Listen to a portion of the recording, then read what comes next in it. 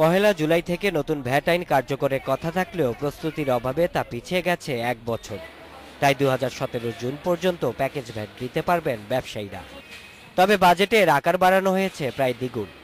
ঢাকা ও Chittagong city corporation এলাকায় এখন সর্বোচ্চ প্যাকেজ ভ্যাট 28,000 টাকা আর সর্বনিম্ন 7,000 টাকা।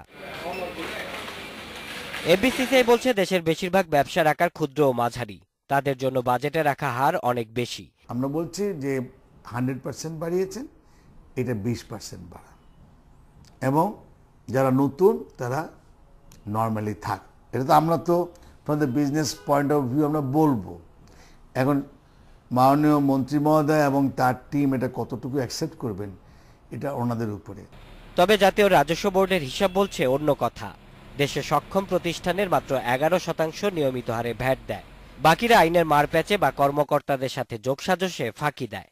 নতুনভাবে ভবিষ্যতে যখন নতুন বাজেট হয় সেখানে অনেক বিষয় নিয়ে আলোচনা হবে। আপাতত মহান সংসদ কর্তৃক যেটা অনুমোদিত আছে সেটা বাস্তবায়নের জন্য আমরা প্রয়াস চালাচ্ছি। আমরা একটা ভবিষ্যৎমুখী পরিকল্পনা করছি যাতে সকলকে নিয়ে 2017 সালের জুলাই মাসের মধ্যে আমরা নতুন আইনটা বাস্তবায়ন করতে পারি। চলতি বাজেটে ভ্যাট থেকে সর্বোচ্চ 72,764 কোটি টাকা রাজস্ব আদায়ের লক্ষ্য আছে এনবিআর এর। Shaon Hasnat, independent news, Dhaka.